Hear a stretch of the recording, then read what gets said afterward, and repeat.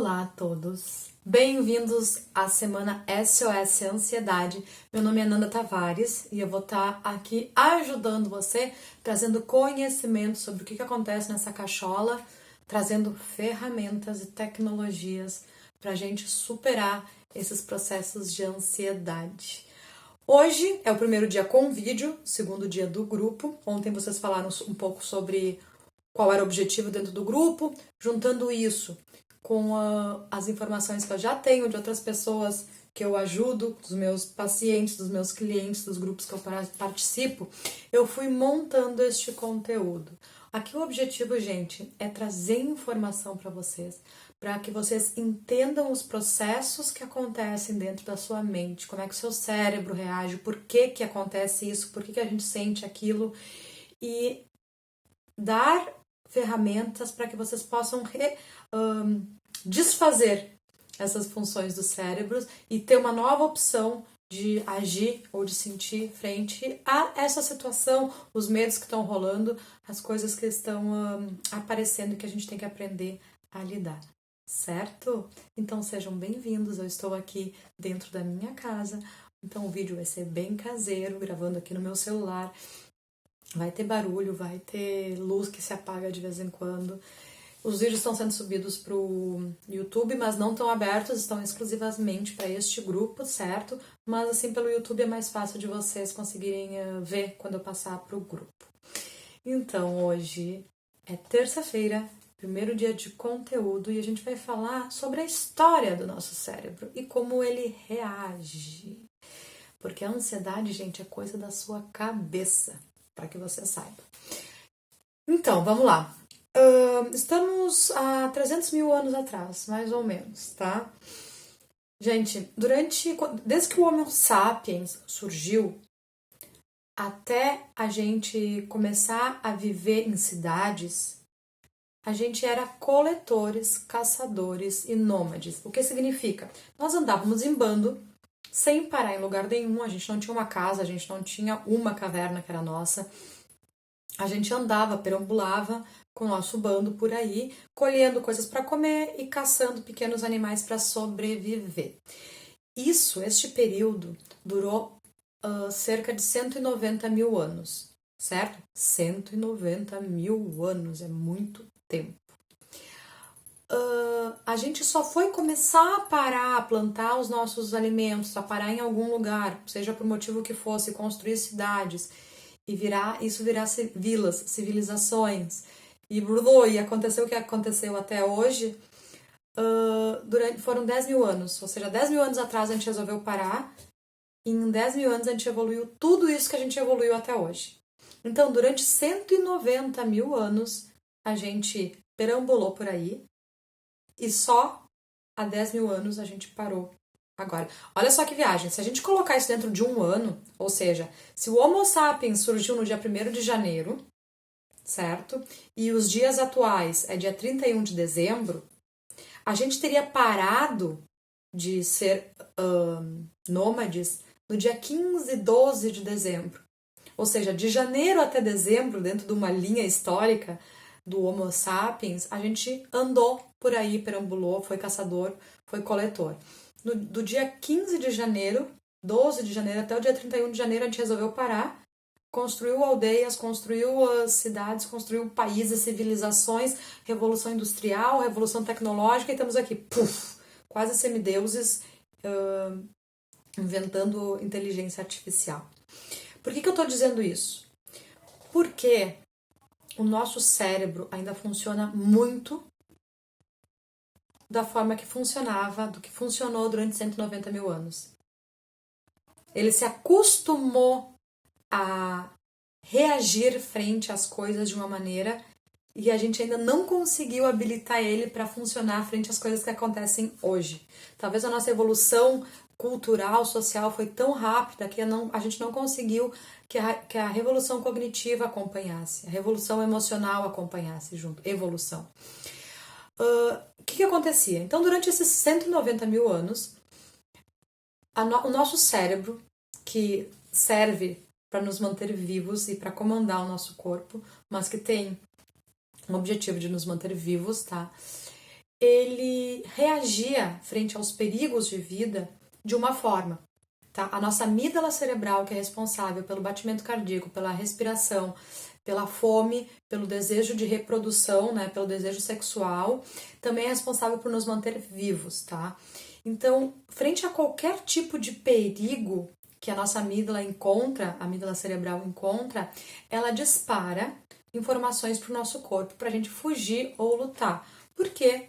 Durante 190 mil anos, os perigos que apareciam eram esses, né? Muito provavelmente eram predadores que apareciam para atentar à nossa vida ou ter cuidado, né? Para não comer uma frutinha que já alguém comeu e fez mal ou matou alguém da tribo, ou, né? Todas as questões eram com relação à sobrevivência e se resolviam, na grande maioria das vezes, com luta ou com fuga.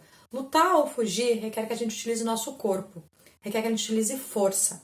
Para isso, quando o nosso cérebro percebia que estávamos dentro de perigo, ele mandava então hormônios para nos dar força muscular e velocidade.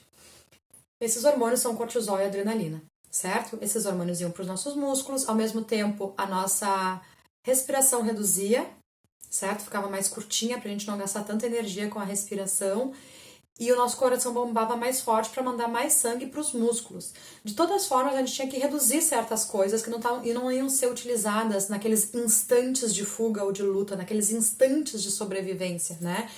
Então, para isso, quando o nosso corpo entrava nesses processos de fuga e de luta, a gente interrompia a digestão ou diminuía quase zero a digestão. Prazer sexual também não existia, né? Instinto reprodutivo, para que se reproduzisse eu tenho que salvar a minha pele neste momento. Empatia e compaixão também não, porque eu tenho que salvar a minha pele, sabe? Tipo, eu tenho que correr daqui. Claro, um instinto materno ia puxar o filhote junto, mas na maioria dos casos se perde nesse momento de salve-se quem puder, até mesmo esse instinto de empatia, de compaixão. A gente tem que sobreviver, são questões de segundos que a gente tem que sobreviver. Certo? Compreendido isso? Então, durante 190 mil anos, o nosso cérebro se acostumou a reagir a esses tipos de medos dessa maneira, porque era isso que provocava o alerta da nossa amígdala cerebral. Ok, os tempos mudaram lá no finalzinho, lá na última quinzena de dezembro, os tempos mudaram. E hoje em dia os grandes perigos que aparecem na nossa vida são perigos emocionais. São perigos que não vão ser resolvidos, que não vão ser solucionados com uma fuga ou com uma luta, certo? Por exemplo, dinheiro para pagar o aluguel, né? Dinheiro para pagar o cartão o cheque especial ou o cartão de crédito que a gente extrapolou, certo? Medo de perder o emprego. Todas essas coisas não vão se resolver fugindo ou lutando, mesmo porque você pode pegar o boleto lá e rasgar, a conta vai ficar lá para pagar ainda. Então, hoje em dia, a gente não tem os mesmos problemas que durante muito tempo a gente teve. Porém, o nosso cérebro responde da mesma maneira. Frente a qualquer tipo de ameaça que a gente cria aqui dentro, certo? Sem se dar conta. Porque, claro, se tu tá sentindo que tu vai ser despejado, que tu vai ser demitido do teu trabalho, tu já cria vários problemas, já imagina vários problemas, o teu cérebro aceita esses problemas como reais, certo? E daí ele já começa a catastrofizar as possibilidades de morte que tu vai ter. Porque se tu perder o emprego, tu não vai ter dinheiro para pagar, para comer, não vai ter dinheiro para pagar o aluguel e tu vai morrer. É isso que o nosso cérebro faz, sem a gente se dar conta, certo? Ele catastrofiza a esse ponto as coisas. E quando ele percebe que tu vai morrer no final das contas, o que ele faz? Ele manda essas mensagens de ou foge ou luta pro teu corpo. Só que a gente já não foge nem luta. E daí o que acontece? Todo esse cortisol, toda essa adrenalina, todos esses hormônios que vão para os nossos músculos não são utilizados. A gente acumula eles. E esses hormônios acumulados no nosso sistema, sem ser usados, vão gerando processos de ansiedade, processos de estresse. Eu não falei que quando a gente foge ou quando a gente luta, a respiração fica curtinha? Não é esse um dos sintomas de ansiedade? A gente não sente o coração batendo mais forte? Não é esse um sintoma da ansiedade? Músculos tensos?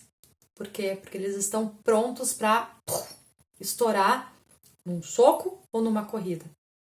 Nosso corpo está todo preparado para lutar quando a gente está num processo de ansiedade, que se origina através de um processo de medo. Faz sentido isso para vocês? Dá para compreender que quando o nosso cérebro tá... Quando a gente entra no processo de ansiedade, é só o nosso cérebro tentando nos proteger de uma possível eventual perigo eminente de morte que ele entende como perigo à nossa sobrevivência. A gente não deve ficar chateado com o nosso cérebro, mas é isso que ele faz, certo? Ele entra num processo de sobrevivência para nos ajudar, para nos manter vivo. Só que da forma como ele processa, da forma como a amígdala cerebral reage, hoje em dia já não é mais eficiente para o homem moderno. Que coisa, né, gente? O que a gente pode fazer frente a isso? Primeiro, vamos entender que o nosso cérebro é nosso amigo. Isso já ajuda muito. Entender que ele está fazendo isso para o nosso bem já ajuda muito. Tem uma pesquisa relacionada a pessoas que sofrem de problemas cardíacos, tá? Em que separaram em 2 grupos, pessoas com problemas cardíacos muito fortes, tá? E numa dessas pessoas, eles explicaram isso, a questão do estresse, dizendo que, cara, isso aí é só o teu cérebro querendo te ajudar, o teu cérebro é teu amigo, tá? E para outro grupo elas não explicaram. O que aconteceu? Depois de anos, né, essas pesquisas científicas são bem longas, esse pessoal que sabia que o cérebro, apesar de estar levando eles para picos de estresse, sabia que ele estava fazendo isso para ajudar a sobreviver aquele momento, ainda que da forma errada, essas pessoas tiveram resultados e recuperações muito mais fortes e eficazes do que as pessoas que não sabiam que o cérebro deles estava fazendo isso para o bem deles. Então, esse é o primeiro ensinamento que eu quero que vocês entendam. Que vocês entendam que é uma forma de reação do nosso cérebro e que ele está tentando fazer a gente sobreviver, certo? Por mais que muitas vezes um ataque de ansiedade, um ataque de pânico parece que a gente vai morrer, é só acúmulo de energia do nosso corpo que está sendo desvirtuado, está sendo mandado de forma errada para a reação ou para a ação que a gente tem que ter frente ao problema. Entendendo mais ou menos como é que é o cérebro, entendendo esses processos que o cérebro está aqui para ajudar vocês, eu quero que vocês entendam também como é grande a nossa capacidade criativa. Vamos lá. Tudo que a gente imagina e tudo que a gente vive realmente, no nosso cérebro é meio que computado da mesma forma, certo? Por exemplo, eu morder uma maçã ou imaginar que eu estou mordendo uma maçã, para o nosso cérebro é exatamente igual. Quer a prova? Feche os olhos e imagine que você está abrindo a geladeira da sua casa. Sente o frescor ao abrir a geladeira. Pega um limão na gaveta das frutas. Fecha a geladeira. Pega uma faca. Corta esse limão e morde esse limão. E aí, podem abrir os olhos. Notaram alguma coisa? Notaram como a gente sente aquele do limão, ou como dá aguinha na boca, ou como a gente pode sentir o frescor da geladeira mesmo. O negócio aqui era morder o limão, mas até o frescor da geladeira a gente pode fazer mesmo. Vocês viram como a boca de vocês se preparou para receber o sabor cítrico do limão? E ninguém aqui estava com o limão na mão, era só uma imaginação. Então, tudo que a gente imagina, o nosso cérebro se prepara para receber, para acontecer. Então, quando a gente tem esses pensamentos catastróficos, esses pensamentos de problema, esses pensamentos negativos, o nosso corpo vai se preparando para agir com relação a eles, para nos proteger. Então, sempre quando a gente tem pensamentos de medo, pensamentos de perigo, pensamentos do que vai acontecer com a gente, o nosso corpo começa a reagir. E é por isso que agora, na situação que a gente está, tem tanta gente sofrendo de ansiedade. Porque tá tendo esse tipo de pensamento. Ao longo dessa semana, a gente vai trabalhar um pouco essa questão de como desfazer os pensamentos negativos, como observar a nossa mente, certo? Mas hoje eu quero que vocês fiquem com essa ideia de que o cérebro é seu amigo, que o cérebro tá aí para nos ajudar, que tudo que a gente imagina como morder o limão, o nosso cérebro recebe como verdade, ok? O exercício, então, que a gente vai fazer aqui é uma meditação de imaginação de um lugar ideal e seguro, certo? Eu não vou guiar essa meditação vai ser pessoal de cada um, mas eu quero que vocês, antes de dormir, antes de levantar da cama ou em qualquer momento do dia, eu quero que vocês fechem os olhos, respirem 3 vezes, lenta e profundamente. Esse tipo de respiração vai tranquilizar o seu sistema nervoso. E essas respirações lentas e profundas, tenta encher a barriga, tá? Para ocupar todo o potencial do nosso pulmão. Enche a barriga e